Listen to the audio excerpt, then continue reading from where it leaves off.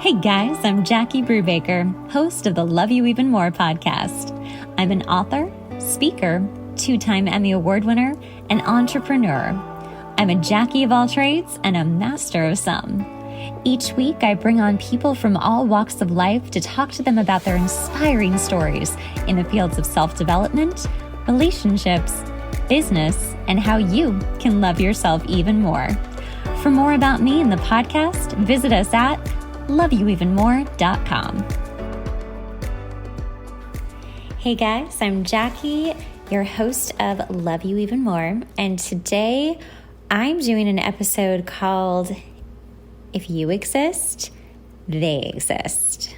Okay, so recently, and for those of you who listen to this episode, this might sound familiar, but recently I just finished a workshop book called Calling in the One. And my girlfriend, Stephanie Hamato, had done it before me some months ago, came on the podcast, and we talked all about this book.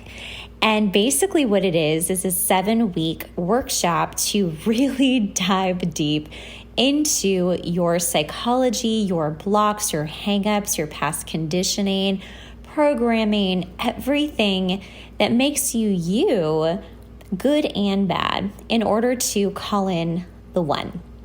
And what was so fascinating, besides doing this incredible 7-week course, which I just finished this week, was that at the very end, I just kept expecting to write the all-elusive love list that people talk about. You know, Oprah coined the love list like 10, 15, 20 years ago, which is write down all the qualities you're looking for in a partner and then burn it, put it under your bed, put it out to the universe, and they will come and be all of those characteristics. Now, I've done a few love lists in my life, and I have gotten qualities of that person on the list before, but not all the qualities. So when it finally came time to do the love list, what I was so just fascinated by and was so actually kind of like relieved by is that, yeah, you can write this list and you can put it out there, but just be careful, because if you put it out there, they're going to come to you.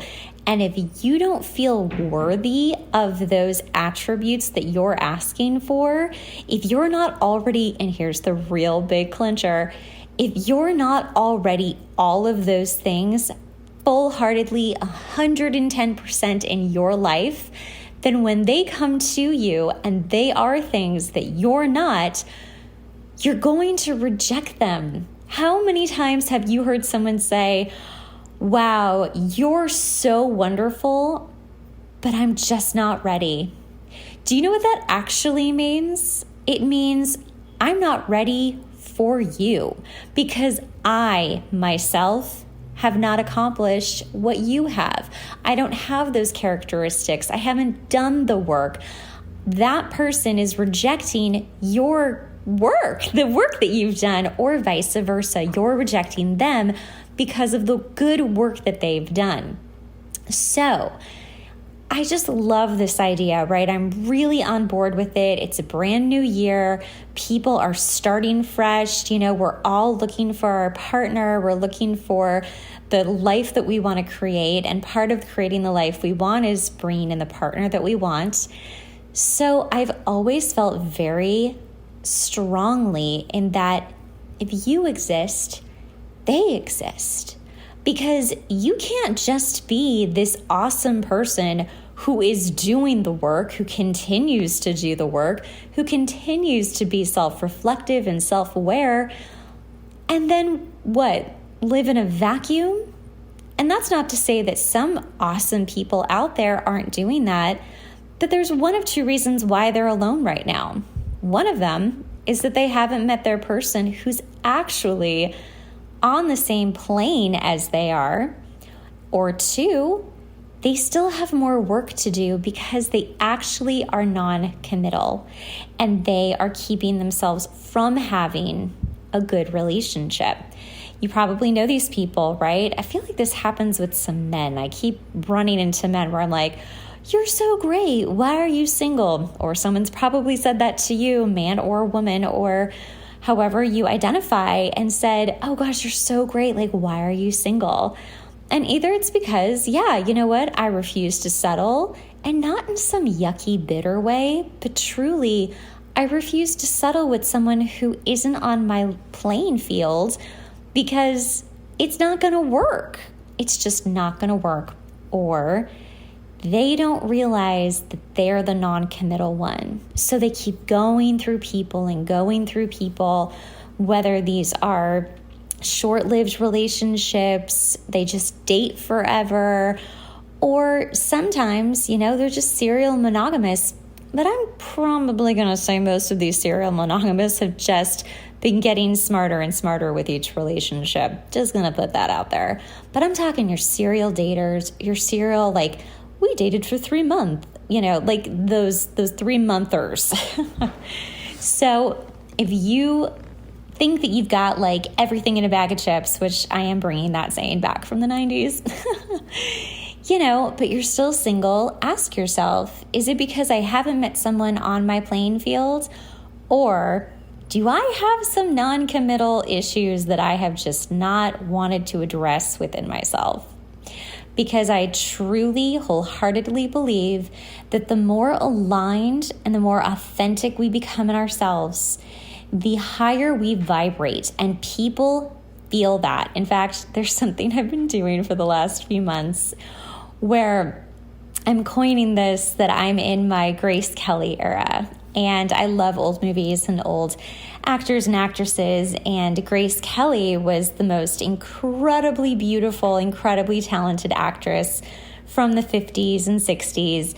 She actually was Hitchcock's favorite actress. He basically made all his movies about her.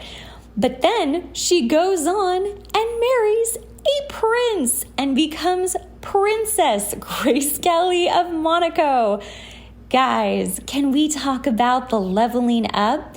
So recently, I've been in my Grace Kelly era where I'm dressing a certain way, I'm putting out a certain sort of air, but it's not like I'm pretending to be something I'm not. I'm just being the full expression and living in my power. And I gotta tell you, when you dress well, people treat you differently. And I'm sure a lot of you have experienced this. So what'll happen is I'll do my hair, my makeup, I'll put on like a really chic outfit. I look very Parisian these days. And I will just go walk around and do errands. I will go to the mall. I will walk around, and people literally move out of the way. They just move. Men especially will look at me and be like, and move. And I'm like, wow, this is fascinating.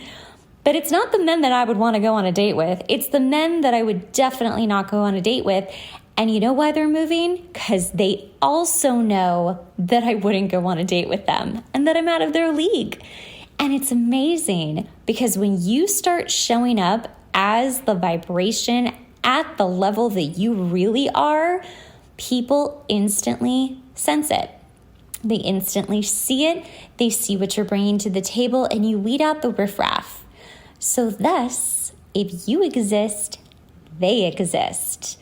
Now, who are the people who have actually not been affected by my Grace Kelly-ness, my Grace Kelly era? Are people on that level. And they just treat me like one of the people walking by. Or men who can handle it are like, hello. It's crazy and wonderful and incredibly empowering. So pick the person that you love and admire, and you want to just bring out the essence of them through you, and start. You're not copying them. You're just you got a flavor of them. You're emulating them a little bit, and walk around with your highest expression of who you are, with no fucks given, and just see what happens, and see who watches you or who totally turns away and moves out of the way. It's so fascinating. But if you've just come through the holidays and you're like, I'm ready to meet my person, I hated being alone for the holidays, or maybe you were like me and you were like, this was great. I got to spend all the, family time and friend time and working on all my, stuff that I'm doing, and like you're happy being single, but you're like ready for the right partner. Just go into this next year with your Grace Kelly era, with the fact that you know that if you exist, they exist, and keep doing the work. I mean, it's not like we go and do the work and then we're like, ta-da, I'm done, no more work. No. It's a forever thing. It's a forever kind of thing, because we're all onions. You keep pulling back the layers, you keep investigating, and you keep understanding more and more and more how you were created, so that you can get back down to the core of what you started with before all the riffraff and all the programming and all the parents. You get to become who you are at the core. And when you know who you are at the core, and when you emulate that person comes in. So guys, Happy New Year. Go live your best freaking lives. Go live in that era. And tell me how it's going. Feel free to email me at Jackie@loveyouevenmore.com.